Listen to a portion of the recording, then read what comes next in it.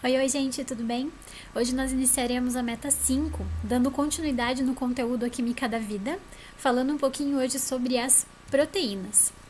Bom, então as proteínas são macromoléculas, ou seja, são moléculas grandes, formadas por pequenas moléculas chamadas aminoácidos. Então, os aminoácidos são as micromoléculas. Esses aminoácidos se juntam para formar uma molécula grande que a gente chama de proteína. Existem 20 tipos diferentes de aminoácidos. Essa fórmula química aqui ao lado, ela mostra como funciona a estrutura de um aminoácido e todos esses 20 aminoácidos vão seguir essa mesma regra. Então, o que é que nós temos? Um carbono central, um hidrogênio aqui em cima, mais uma ligação de carbono ligado a oxigênios, um hidrogênio aqui em cima. Do outro lado, nitrogênio com hidrogênio e hidrogênio, e o R, que é o radical, que é a variável, que a gente já vai ver o que muda de um para o outro. Então, como regra, todas as proteínas são moléculas grandes, que nós chamamos de macromoléculas, e essas macromoléculas são formadas por micromoléculas, por pequenas unidades que chamamos de aminoácidos. Então, uma proteína pode ser formada por 2 ou mais aminoácidos. Vamos lá. Bom, pegando um aminoácido qualquer, né? Então existem 20 tipos, vamos pegar um como exemplo. Todos eles seguem a mesma regra. Então temos um carbono central ligado a um hidrogênio. Do ladinho, o nitrogênio com os 2 hidrogênios formam um grupo chamado amina, ou então amino, mesma coisa.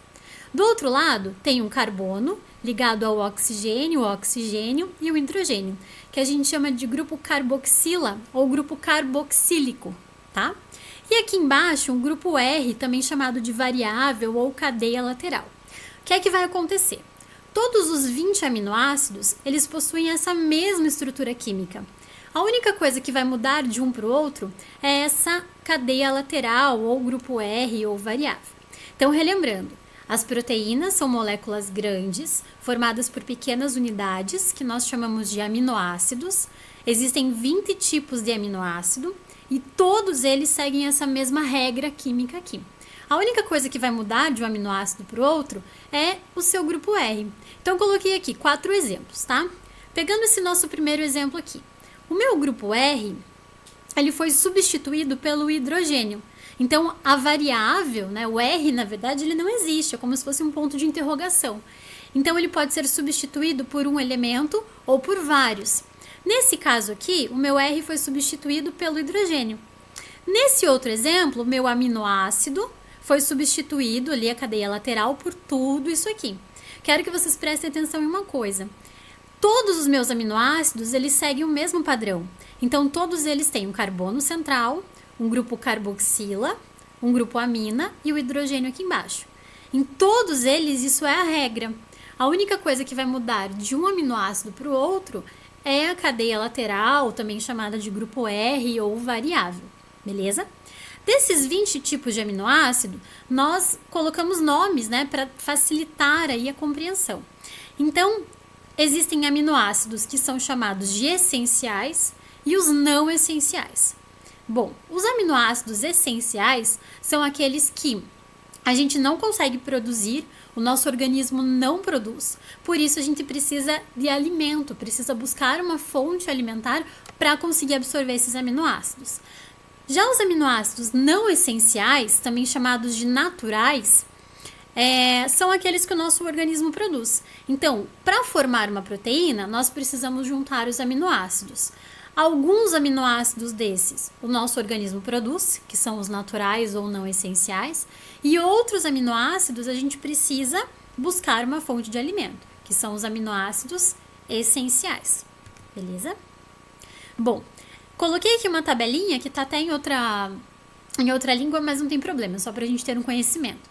O que é que acontece? Cada um dos 20 tipos de aminoácido recebe um nome. Então, tem ali, ó, leucina, isoleucina, lisina, valina. Cada nome desses está se referindo a um aminoácido. Eu vou voltar no meu exemplo aqui, ó. Então, por exemplo, ó, lisina. Essa molécula aqui, essa micromolécula, se refere a um aminoácido e esse aminoácido se chama lisina. para facilitar, tem a forma abreviada aqui, ó, que é LIS, LIS, beleza? Então, cada aminoácido recebe um nome e a gente pode ainda abreviar esse nome, certo? Bom, então, coloquei aqui um exemplo, né, de como funciona a organização desse aminoácido para a formação proteica, para a formação de uma proteína. Então, um aminoácido vai precisar se ligar a outro por uma ligação química chamada ligação peptídica. As proteínas também são chamadas de peptídeos, tá? Então, por exemplo, vamos supor que cada coloridinho desse seja um aminoácido.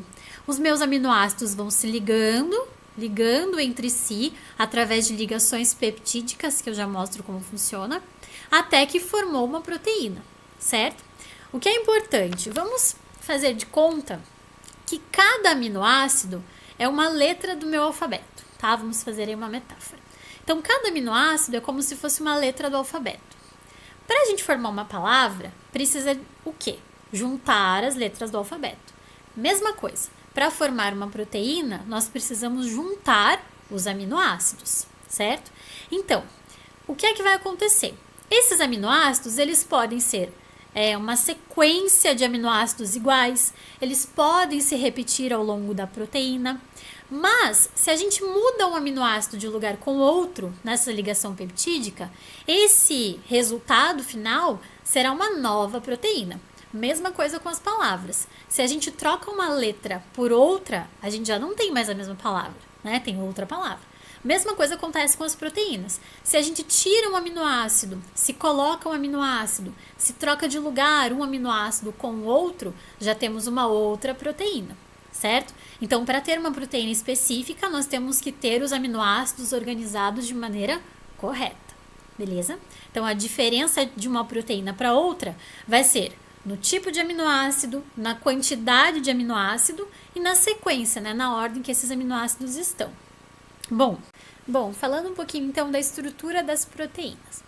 As proteínas têm diversas funções. Vou pegar como exemplo uma proteína chamada hemoglobina, que é a proteína que está dentro das nossas hemácias, que são os glóbulos vermelhos do nosso sangue. Qual é a função da hemoglobina? Transportar oxigênio para todo o nosso organismo, né? Para todos os tecidos através da corrente sanguínea. Bom, então para uma proteína ser formada, por exemplo, a hemoglobina, ela tem que, antes de tudo, juntar os aminoácidos. Então o nosso organismo precisa juntar os aminoácidos, que são as micromoléculas. Lembrem que o objetivo é formar uma proteína que é formada por várias pequenas unidades, que são os aminoácidos.